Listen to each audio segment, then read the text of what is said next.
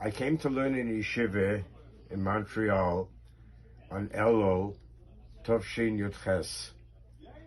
To say that I was, before that I learned 2 years in New York in Yeshiva Torah V'das, and I came to learn at Tomchei Tmimim. The yeshiva really started out with a whole knack. After the Yom Tovim, Cheshvan Tovshin Yudches was already a whole month. But I was the first time that I came into Tomchei Tmimim, to Lubavitch, and it was all new to me, even though I learned in yeshivas before too, but not in Lubavitch, not in Tomchei Tmimim.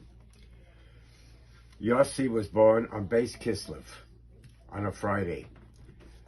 We had a Seder Chassidus that started after Mincha, that went till about 8 o'clock at night.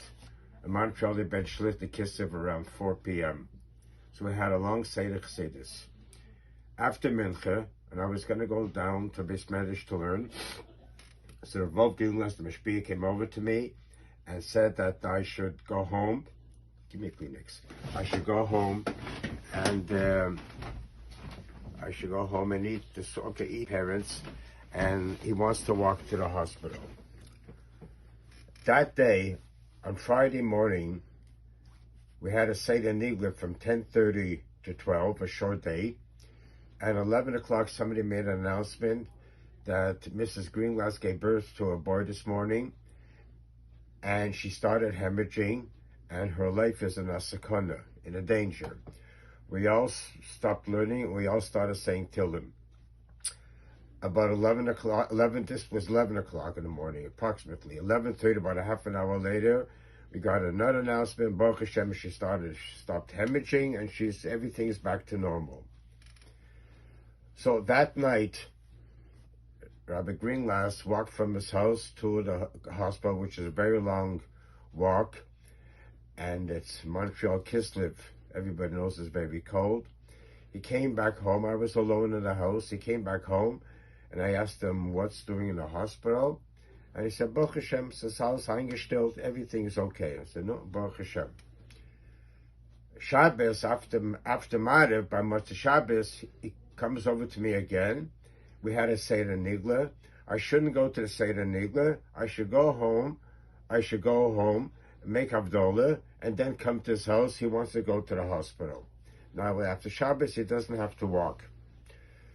So I was alone in the house, babysitting those who were in the house then, and the telephone rings. It was Rabbi Kramer, the director from the yeshiva.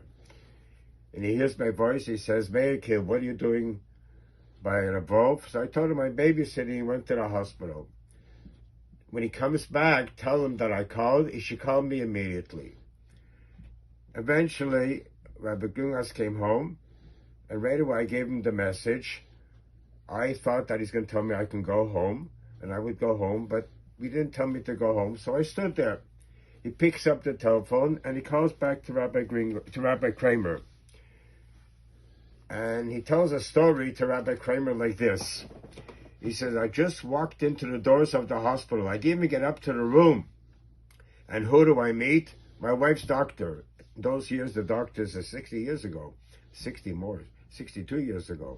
And the doctor says they still spoke a little bit of Yiddish. A good folk, Rabbi Greenglass. I want you to know that last night, or early in the morning of today, 4 o'clock in the morning, I made Tchias HaMesim on your wife.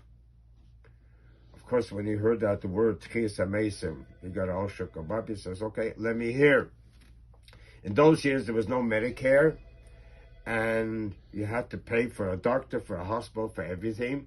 And when a woman was pregnant, she went to a doctor, and this doctor was her doctor until the delivery.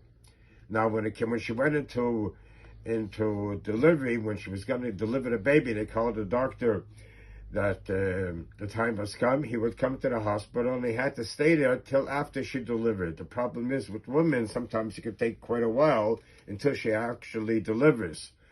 So if it's at night, they would give a doctor a bed. They had already set up for such a thing, and he would stay there until the time came. And the time came, they woke him up, and he was there, and he delivered the baby. He's lying in bed Friday night, waiting for his patient to deliver, and he hears on the intercom the code that there's someone in a critical situation. All doctors that are available should go immediately to this room. So he left over with the nurse the room where he's going to in case they need him, and he runs there. Then he reminds himself, wait a minute, that's Mrs. Greenglass's room. That's my patient. He probably ran a little faster. When he came into the room, there was no pulse and there was no pulse and there was no heartbeat. So he told me, start working. So they worked and worked and worked. To make it short, 3 times they wanted to stop. This is telling all to Rabbi Greenglass. 3 times they wanted to stop. And I saw your face in front of me, and I figured I can't do this to Rabbi Greenglass. I just can't.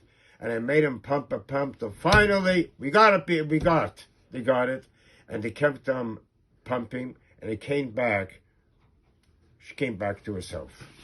This Rabbi Greenglass is telling to Rabbi Kramer, Meir Plotkin, who's the youngest Bocher then in Beis Medrash, is standing and listening. Rabbi Kramer tells Rabbi Greenglass, you have to let the Rebbe know. He said, what shall I let the Rebbe know? It happened last night. It's finished. No, Azami Ma, such a thing, you got to tell the Rebbe. That's the end of the conversation. They hang up. Rabbi Greenglass says to me, what should I tell the Rebbe? Something that happened last night. But it happened. It's gone. I don't know what to tell him. I was a young bucko. What am I going to mix into this? And that was the end of it. A few days later, Seder Chassidus, during a week, the bris wasn't done yet. And he calls me over. He says, you know, you gave me a service. You were babysitting. I got to tell you the whole story. I called up Label Groner that night. And I told Rabbi Groner the whole story. And I told him what Rabbi Kramer says. I don't feel like giving it over to the Rebbe because I don't see no reason for it. Do with it whatever you want. That's the end of it. Rabbi Groner calls back a day or 2 later. This Rabbi Greenglass is telling me. How should I know? And he tells him that by Gelegenheit, I gave this over to the Rebbe. And I told him what the doctor said. At 4 a.m., he did Chisa Mesim on Mrs. Greenglass. The Rebbe answers on the spot, according to my cheshbon, it wasn't 4 a.m., it was 3 a.m. This he gets over to Rabbi Greenglass. Starting to get interesting. So, next day he goes to the doctor. He had an office in the hospital, Jewish General. It wasn't like today, it was a small hospital. It's over 60 years ago. And he says, doctor, I want to see the papers on the patient. He says, number 1, I'm not allowed to. Number 2, if I do it, I'll probably be fired. Number 3, you won't even understand one word it says over there. With all due respect to you, Chassidus and Torah you know, but medical things leave over there. Why do you want to know? He says, I don't want to tell you. He says, you don't want to tell me, you're not going to see.